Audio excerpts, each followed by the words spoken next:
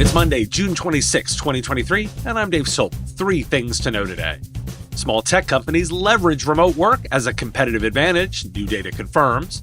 The U.S. military warns about smartwatches with potential malware, and the gender imbalance in tech intensifies, yet greater diversity yields better performance. This is the business of tech. I've been preaching for a while that small companies can leverage remote work as a competitive advantage. There's data to say now that it's coming true. Quoting Vox, smaller tech companies have since picked up the mantle of remote work. They are much more likely than their larger peers to allow people to work entirely remotely, with 81% of those with fewer than 5,000 employees either allowing remote work or only having remote options, according to new data from Scoop Technologies, a software firm that helps build tech to help build hybrid teams, coordinating and also tracking the office policies at major companies. Meanwhile, just 26% of companies with more than 25,000 employees are fully flexible.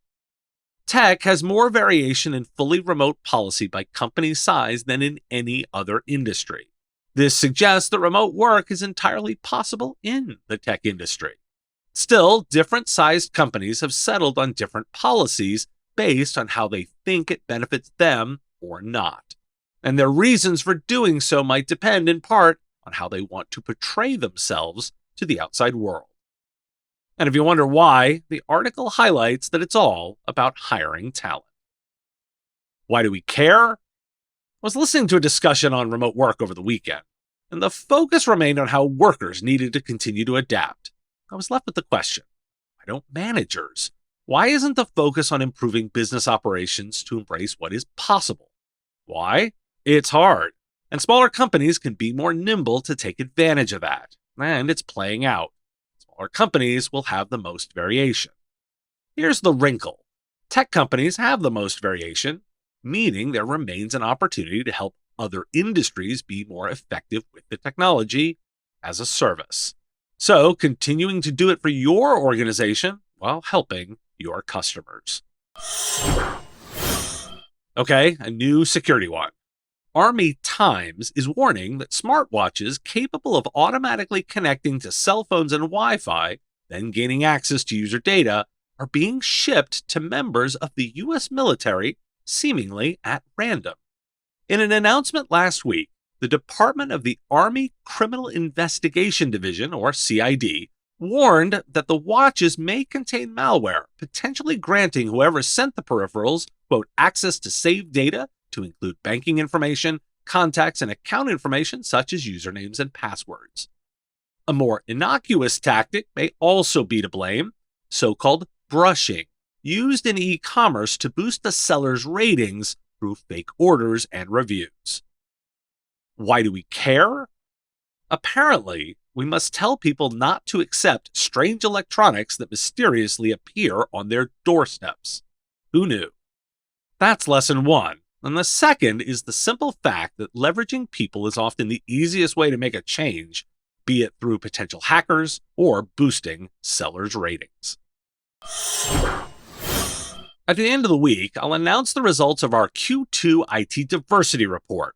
Leading up to that, I'm going to highlight other data each day. June 23rd marked International Women in Engineering Day, and here's some data. IT teams are frequently imbalanced in terms of gender representation. More than 1/3 of women in tech said men outnumber them at work at least 4-1. Data from Skillsoft's annual Women in Tech report shows. That margin is an increase of 23 percentage points since last year.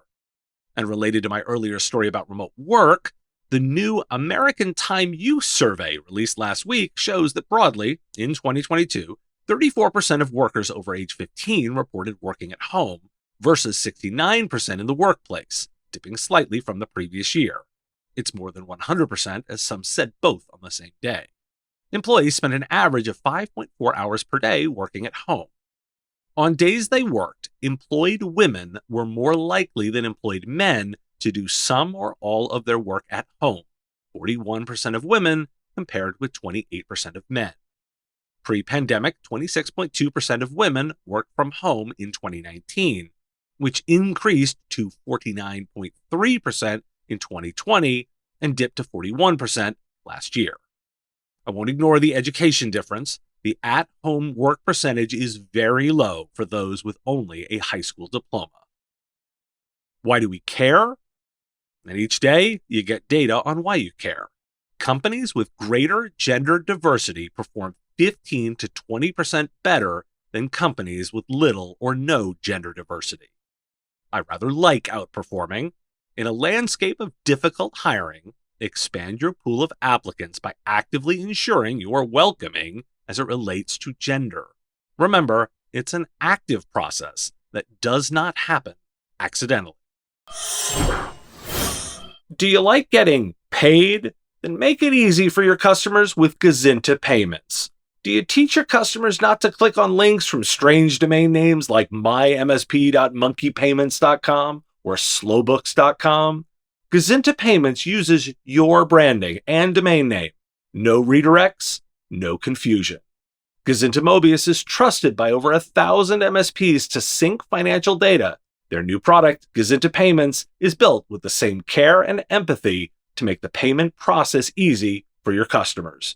Gazinta is a family-owned business dedicated to making software suck less every day.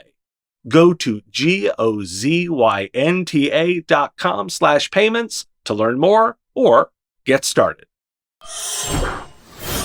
Thanks for listening. Today, National Barcode Day.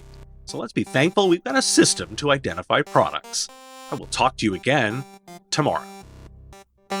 The Business of Tech is written and produced by me, Dave Sobel, under ethics guidelines posted at businessof.tech. Like the content? Support the show at patreon.com/MSP Radio or buy our Why Do We Care merch at businessof.tech. If you want to reach our listeners, visit mspradio.com/engage. Part of the MSP Radio Network.